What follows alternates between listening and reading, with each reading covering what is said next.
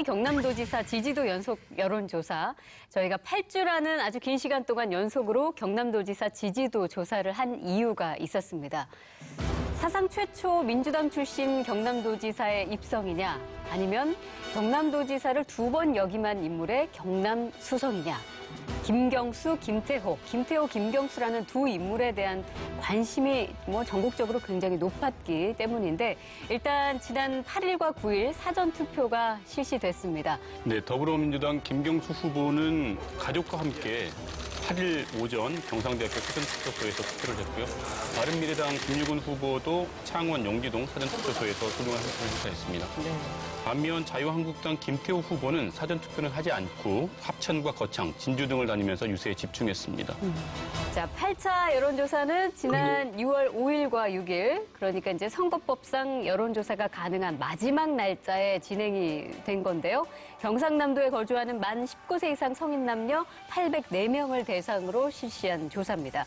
표본 오차는 95% 신뢰 수준의 플러스 마이너스 3.5%포인트입니다. 자, 마지막 8차 조사 결과 어떻게 나왔죠? 예, 마지막 조사입니다. 블랙아웃 기간, 그러니까 공표를 할 수 없는 기간 바로 전날, 예. 6월 6일까지 조사를 한 결과인데요. 김경수 후보가 56.2%가 나왔습니다. 김태호 후보가 34.7%, 김유근 후보가 3.3%, 업섬 잘 모른 부동층이 5.8%가 나와서 김경수 후보와 김태호 후보의 지지도 차이가 21.5%가 나왔습니다. 지난주에 비해서 소폭 좁혀졌습니다. 네, 그렇게 큰 차이는 없다고 보여지네요. 저희가 이제 8주 동안 조사하는 사이에 가장 크게 격차가 벌어졌던 순간이 있었지 않습니까? 그때가 한번 3차 때였나요? 네, 3차 때 4.27 남북 정상회담 직후였습니다. 직후에. 네. 예. 그 이전에는 김경수 후보가 40%대 후반을 기록을 하고 있었고, 김태호 후보는 30%대 중반을 기록하고 있었거든요. 네.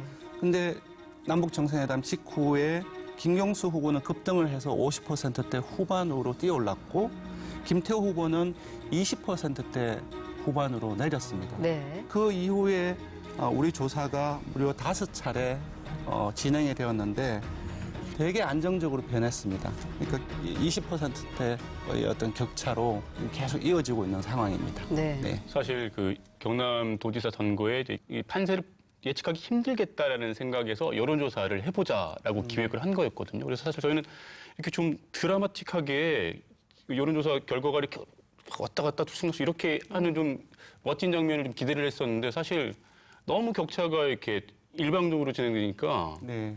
섭섭하다고 할까요? 좀 저희가 기대한 만큼 나오지 않아요. 여론조사 사실. 할 맛이 안 났어요? 저는 정말로 재밌었거든요. 네. 내부 지역별로, 그러니까 동부라든지 그리고 서부 경남이라든지 지역별의 변화들이 되게 재밌게 진행이 되었어요.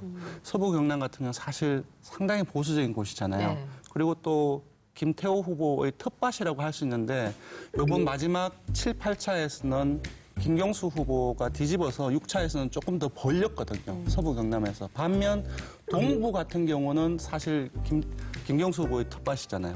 근데 김태호 후보가 많이 따라잡았습니다. 그래서 지역별의 지지율 격차에서 그쪽의 민심들이 상당히 많이 변하고 있는 모습들을 보면서, 이제 방금 또 남북 정상회담 얘기를 해주셨는데, 우리 유권자들이 자신의 정치 성향을 결정하는 잣대들이 있어요. 그리고 그게 좀 세대별로 차이가 있습니다. 예를 들면 한 30, 40대는 대북 문제보다는 네.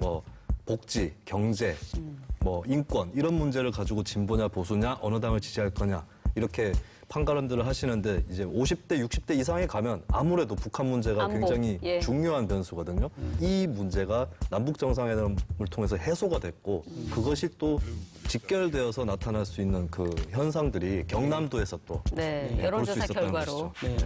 근데 아까 말씀하셨지만 8차까지 오는 동안 드루킹 문제가 드루킹 사건으로 김태호 후보가 반등할 수 있지 않겠느냐 이런 전망도 있었는데 그렇지는 않았어요. 그렇죠. 4차, 5차 조사가 5월 초인데요. 5월 초에 바로 드루킹 사건이 터지죠. 그리고 이제 5월 14일 날 드루킹 사건에 대한 여야 특검 합의가 진행되죠. 이때 사실 저희가 여론조사 결과를 보고 분명히 반응이 있을 것이다. 네. 출렁일 것이다 했는데 결과는 20%대로 그대로 쭉 유지가 됐던 거예요. 출렁일 거다 이런 네. 예고편이 너무 강력했던 거예요. 오히려. 근데 뚜껑을 열어보니 별게 없네. 네. 이렇게 될 것이죠. 그래서 이제 선거 초반 김태호 후보 같은 경우는 드루킹을 언급하지 않겠다라고 했다가 이제 5월 이후부터는 본격적으로 드루킹을 언급하거든요. 이게 이제 공방 수준으로 계속 가고 있는 거라서 확실한 증거가 제시가 된 건 아니거든요. 네. 그리고 중요한 게 평소에 어떤 이미지였느냐, 그리고 그 사람이 속해 있는 집단이 어떤 상태인가 이게 대단히 중요한데 네. 사실 박근혜 전 대통령이 2016년 10월, 11월에 급격하게 무너진 것은 그 전에 총선 때 여소야대로 결론이 났고 그래서 이제 대통령 직무 수행에 대해서 평가가 조금 안 좋아진 상황이었거든요. 네. 그때 최순실이라는 사람이 나타나니까 일거에 무너지는 그런 효과가 있었는데 현재 문재인 정부라든가 김경수 지사 후보라든가 그래서 그게 딱 터졌을 때 증거가 없더라도 좀 그럴싸한데 네. 문제가 있을 것 같은데라고 했으면 아마 지지율이 많이 내려앉았을 수도 있어요. 근데 그 상태가 아니었던 것이죠. 예. 자, 정상회담과 드루킹 댓글 조작 사건. 뭐 이외에는 이 경남도지사 선거에서 딱히 이슈가 없었기 때문에 유권자분들은 조금 답답했을 것도 같습니다. 이럴 때 필요한 게 후보들의 생각을 들을 수 있는 토론회일 텐데요. MBC 경남 차원에서도 이 도지사 토론회를 기획을 했었는데 김태호 후보 측이 현장에 집중하고 싶다라면서 두 차례 거절을 했고요. 결국 법정 토론회만 지난 7일 목요일에 실시됐습니다. 제가 도지사가 된다면 미세먼지를 재난으로 규정하겠습니다. 경상대학교 병원에 어린이 전문병원을 두 분의 공약은 굉장히 좀 바람직하다고 봅니다. 제가 도지사에 당선된다면 가져다 또 쓰겠습니다. 드루킹 특검 여론 조작이 대선 이전까지 올라갑니다. 책임져야 할 증거가 차고 넘친다라는 말씀을 하셨는데 그 부분에 대해서는 거꾸로 김태호 후보님께서 그 발언을 책임져야 될 수도 있습니다. 홍준표 지사 시절 부채 제로가 아니라 투자 제로였다. 또 과거 이야기를 하게 됩니다. 과거가 중요합니다. 예. 현재는 과거의 결과이기 때문에 1년 내내 문재인 정부 출범 이후에 과거 이야기만 하고 있습니다. 대책을 강구하겠습니다. 네. 제가 이번 선거에서는 네거티브를 안 하려고 했습니다. 안 하고 공약부만 얘기를 하려고 했는데 기회를 안 주니까 뭐 어쩔 수 없습니다. 어제입니까? 전충일날 충무탑에서 뵀었죠, 저를. 네네. 거기에 오실 만한 자격이 있는지에서 굉장히 궁금합니다.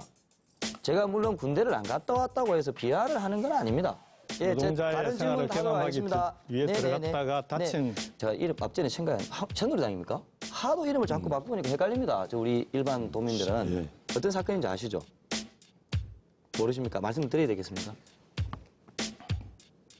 그 사모님께서 도청 그 관용차 사용하셨고 그리고 도청 공무원들을 가사 도우미로 사용했다는 부분. 김경수 후보님은 청와대로 가시고 김태호 후보님은 자유한국당 당대표로 가시고 경상남 도청은 제가 지키도록 하겠습니다. 우리 윤한홍 의원, 김 후보님의 대변인께서 한 언론사 인터뷰를 하시면서 홍준표 전 지사의 무상급식 중단이 홍보의 오류였을 뿐이다. 잘못된 게 아니다라는 취지로 말씀을 주셨는데 우리 초중고 학생들이 먹는 문제를 그런 이념적 칼라로 봐서도 안 된다, 이제. 학교 급식법 개정안을 국회에 발의를 해놨습니다. 경남 지역의 자유한국당 의원님들 단 한 분도 서명하지 않으셨습니다. 자당 의원님들을 설득하셔야 된다고 보는데 그럴 생각이 있으신지 그럴 의향이 있으신지. 5년 동안에 세금을 138만 원 낸 걸로 되어 있습니다. 2012년부터 16년까지 5년으로 돼 있더라고요. 그러다 보니까 제가 국회의원 재직 기간 중에 6개월만 포함이 되고 그 이유는 포함이 안 된 걸 잘 알고 계실 겁니다. 뻔히 아시면서 아니, 질문하시는 거 해명을 아닙니까? 그렇게 하시면 되는데 그걸 네거티브라고 하니까 그리고요? 네거티브로 이야기한다는 것 자체가 영 네거티브다. 자, 저희가 8차 동안 계속해온 여론조사 결과를 토대로 여기까지 이야기를 하고 있는데 실은 그 사이에 풍파가 좀 있었습니다. 자유한국당 홍준표 대표가 아주 콕 집어서 경남 MBC 경남인데, 경남 MBC 여론조사는 조작된 것이다 라고까지 말을 했죠. 당연히 자유한국당과 김태호 후보의 지지도가 좀 낮게 나온 것을 두고 한 말인데 사실 홍준표 대표의 주장을 요약하면 그겁니다. 경남에서 19대 대선에서 본인이 득표를 한 만큼 여론조사에서 응답자를 받아라. 네. 그 말이거든요. 본인을 찍었던 사람들은 계속 받고 나머지 후보를 찍었던 사람들은 밭대 잘라내서 버려야 됩니다. 과연 이러한 어떤 여론조사 방식이 민심을 제대로 반영하는 방식인지. 홍준표 대표를 그때 대선 때 지지를 했는데 네.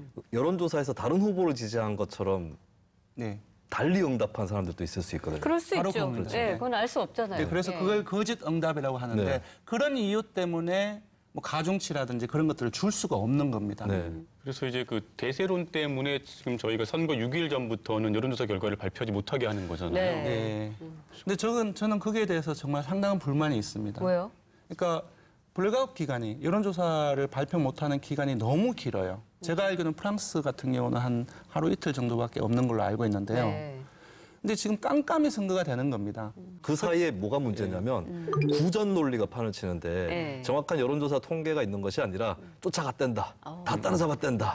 예. 그래서 굉장히 또 조직력 강한 네. 네. 그런 쪽에 유리하게 또 펼쳐지더라고요. 정말 공감하는 네. 부분들입니다. 사실 이제 그 현 정부의 지지율에 대해서 말들이 많습니다. 네. 그 리얼미터 같은 경우는 매주 지지율을 발표를 하는데 지지율이 올라갔을 때는 그 현 정부를 반대하는 측에서 전화가 회사로 막 걸려와요. 네. 조작이다 하고요. 예, 조작이라고. 예. 정말로 그렇게 전화가 걸려옵니다. 근데 지지율이 생각보다 많이 떨어지지 않습니까? 그럼 현 정부를 지지하는 유권자 막 항의를 해요. 그것도 조작이다. 예, 그런가요? 그것도 조작이에요.